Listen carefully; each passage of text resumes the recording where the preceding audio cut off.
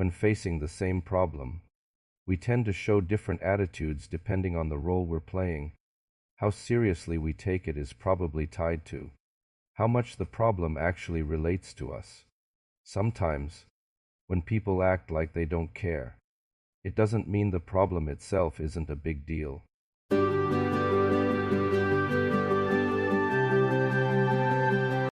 We walked all the way to the venue, which turned out to be a sports ground.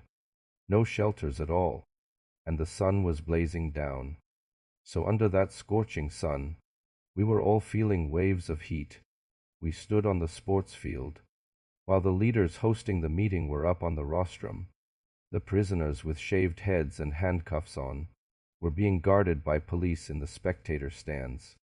Through the loudspeakers, the leaders read out each prisoner's crimes and sentences one by one, and with a final escort for execution. They'd finish one case, but between the leaders' less than standard Mandarin, the static crackling in the speakers, and our general lack of interest, we couldn't really make out the details of the prisoners' charges or sentences. Most of the students down below were chatting among themselves about daily stuff like a messy chorus of idle chatter. I was dozing off in the middle of all that noise, so I crossed my arms, hunched my back, and bowed my head, getting ready to take a little standing nap. As soon as I slouched, I heard a voice from my right. "Can you stand up straight, please?" I suddenly realized our Chinese class rep was also the discipline monitor.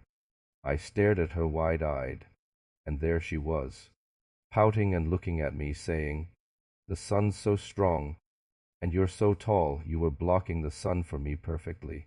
Now that you're hunching over, the sun's shining right on me. Stand up straight." Oh, so that's what it was. Looks like I really got taken for a big dummy. Kinda funny though, so I straightened up, and all my sleepiness vanished.